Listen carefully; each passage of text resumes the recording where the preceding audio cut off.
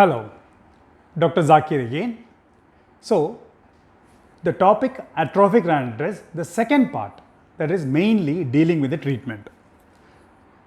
I like to tell you that atrophic rhinitis is such a condition where it doesn't have any permanent cure. We cannot remove the disease and make the person normal. We can just make him comfortable. He has got complaints like he has got dryness, he has got foreign body sensation in the nose, and there is black, greenish yellow crust or dirt coming from the nose, and his relatives or close friends are complaining bad smell from the nose. So all these we can remove and we can just make him comfortable. So I repeat, there is no permanent cure, whether let it be medical or surgical. So in that case, why all this medical and surgical treatment? That is to make him, just make him comfortable, to make his life more comfortable. Now let us go through the different treatment modalities. To start with, the medical treatment. So medical treatment, douching means the nasal wash. So he has to do nasal wash at least 3 to 4 times daily, so that he removes all the greenish yellow, all the crust or the dirt inside the nose. By that, what happens? He becomes more comfortable, and the complaint from his relatives or friends that there is bad smell from his nose, that also can be overcome. So this nasal wash, how to use it, if you want to know, please do enter in YouTube, of course.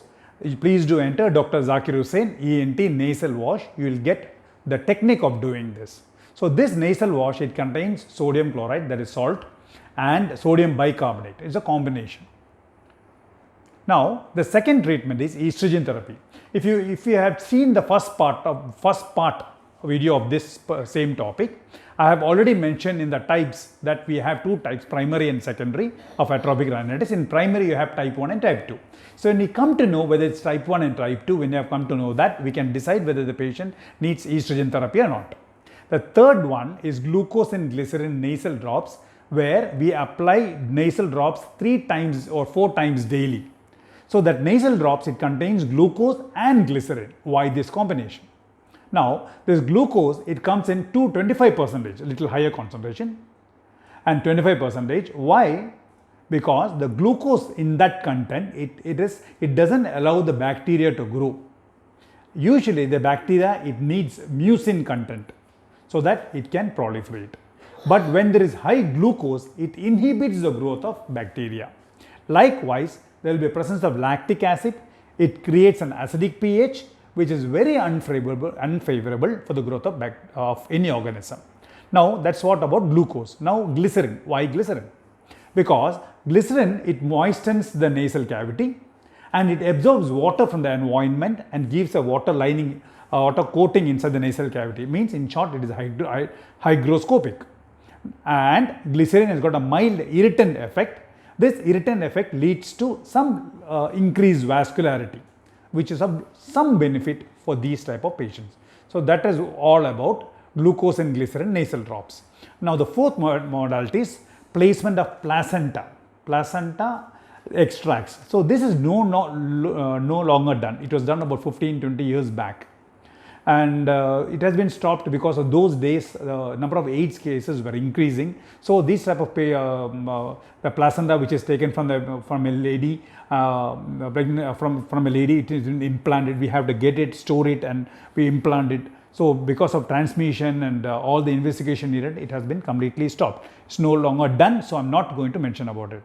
Now the fifth one is aminoglycoside injection, especially so when the bacteria is grown, and we can give streptomycin injection, or we can give rifampicin, either of these, which gives a good coverage of antibiotic coverage, and it inhibits the growth of bacteria, and the bad smell from the nose, Oziana, which is called as Oziana, it can be prevented, can be made to come under control. Now the last one, chemicitin solution, which is a local antibiotic solution. It contains chloramphenicol, estradiol, vitamin D, and propylene glycol in a particular proportion, and this also can be of help. So that is all about the medical management. Now coming to the surgical procedures which can be of help. To start with, we have Young's operation, where this is the start of the nose. So what we do here is, the nasal cavity, the start of the nasal cavity is completely closed with sutures. We elevate from this side and this side, we completely close it, and we do only on one side. On the other side, we leave it open. so that if he close on both sides at the same time, he will not be able to breathe normally, and he is not used to it also, so it becomes a little problematic. So what we do is we close the nasal cavity on one side, wait for 4 to 5 months, few months duration, and we open it up and we close the other side. So that is Young's operation. So what we have in our mind is that when you close the nasal cavity completely, the nasal mucosa inside will get a chance for regeneration and to come back to normal. So what we do is after few months we try to open it and re-examine. So since some of the patients they find it difficult, what we do is we just modify the Young's operation, and instead of closing completely, we keep a small airway that is about 3 millimeter in size, then close it. So that we can say we have closed it, and there is a minimal entry of air also. So that is modified Young's operation. Now there are other procedures like Wilson's procedure, where we would like to inject Teflon into the turbinates, which can be of some benefit. And the last one, Whitmack's operation, where the parotid gland, which is one of the salivary glands, the duct is repositioned or rerouted into the nasal cavity to moisten the nasal cavity. These are the major surgeries, but the most commonly followed one is a modified Young's or the Young's operation. And the reason for that also I have already mentioned. So I would like to remind you, or like to mention once again, that there is no specific treatment available to cure this disease, and the main aim of treatment is for nasal hydration and minimize the crust formation and make the patient little more comfortable or as comfortable as normal. So this is how we manage a case of atrophic rhinitis. Thank you so much.